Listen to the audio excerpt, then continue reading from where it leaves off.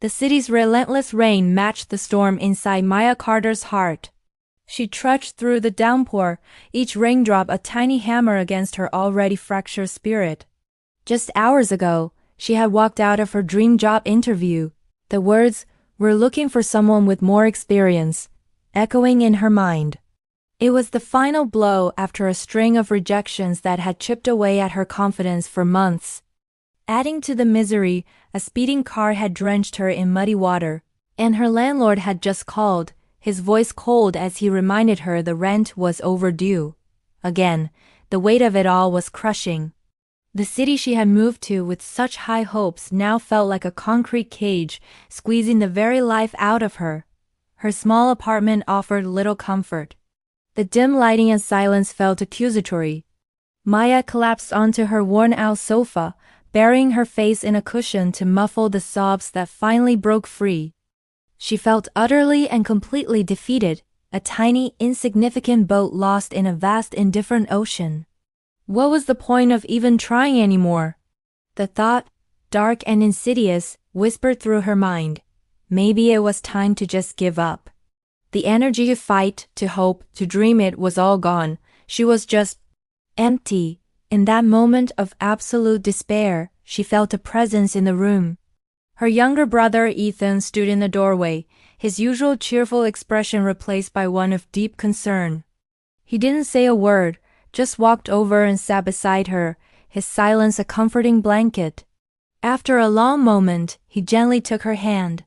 "I think it's time," he said softly. Maya looked up, her eyes red and swollen. Time for what? Ethan's gaze shifted to a dusty, ornate wooden box sitting on the bookshelf. It was their father's, a relic he had cherished but never opened in front of them.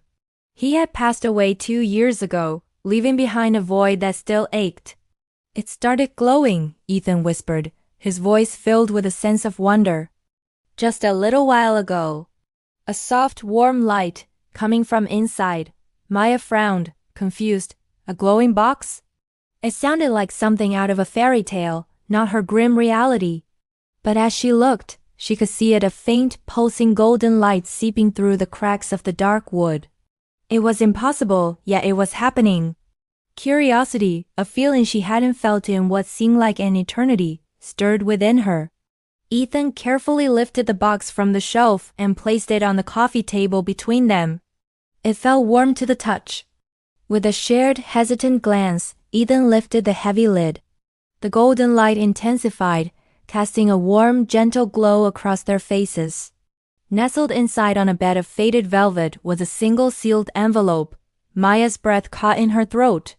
Scrawled across the front in their father's familiar, elegant handwriting were the words, "Open only when you feel like giving up." A fresh wave of tears welled in her eyes. It was as if he was right there, reaching out to her from beyond the grave, knowing exactly when she would need him most. Her hands trembled as she picked up the letter. The paper felt old, yet the message seemed written just for this very moment. She broke the seal and unfolded the letter. His words, his voice filled her head as she read. "My dearest Maya," it began. "If you are reading this, I know your world feels dark. I know the path seems impossible and the weight on your shoulders is too heavy to bear. But listen to me, my daughter, this pain you feel? It is not the end of your story. It is a chapter. A difficult one, yes, but not the final one.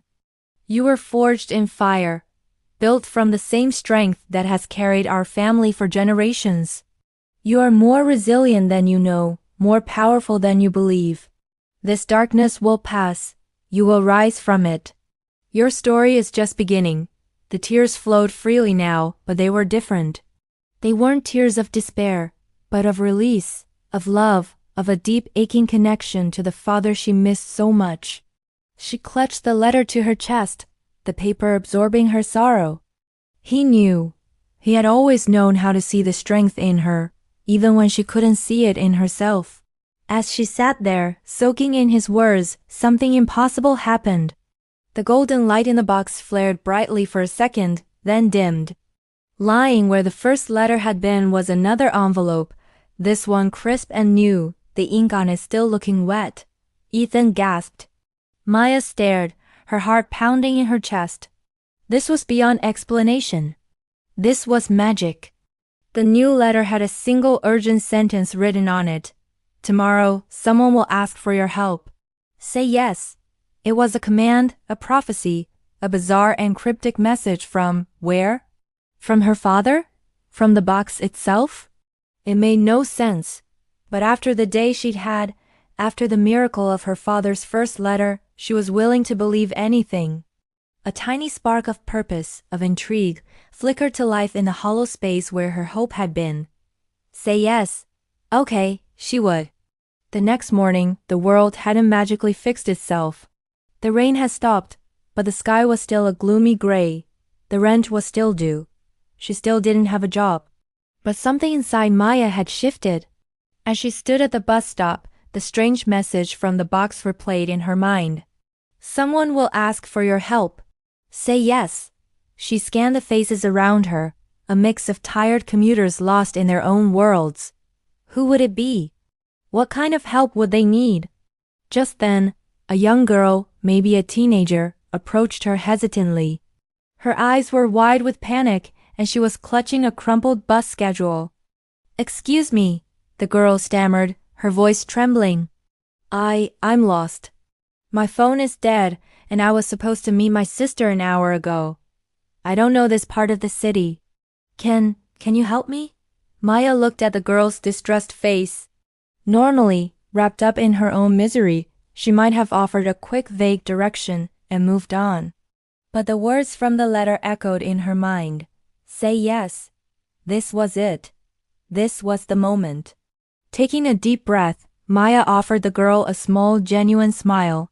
Yes, she said, her voice clear and steady. Of course I can help you. Let's figure this out together. The relief that washed over the girl's face was immediate and profound. Her name was Lily. As Maya helped her navigate the bus routes and used her own phone to contact Lily's frantic sister, Lily began to talk. She spoke of the pressure she was under at school, the fight she'd had with her parents, how she just felt so overwhelmed that she'd run away. As Maya listened, she heard her own struggles echoed in the young girl's words, the feeling of being lost, of being a disappointment, of not knowing the way forward. Instead of just giving directions, Maya found herself sharing a piece of her own story, her own feelings of being lost just the day before. She told Lily that it was okay to feel overwhelmed, that it didn't make her weak, and that asking for help was the strongest thing she could do.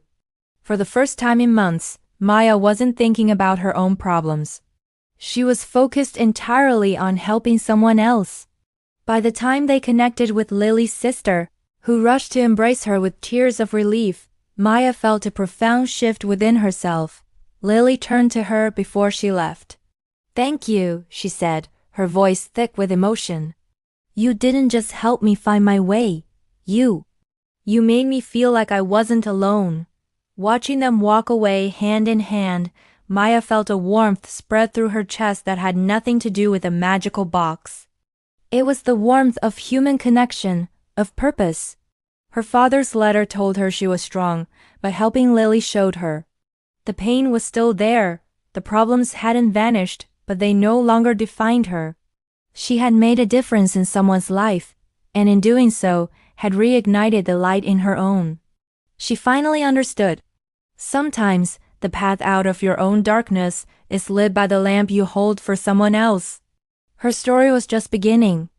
And for the first time in a long time, she couldn't wait to see what the next chapter would hold. Thanks so much for watching. If this story resonated with you, don't forget to like, subscribe, and hit that notification bell so you don't miss our next video. Remember, you never know when a simple act of kindness can change a life, including your own. See you next time.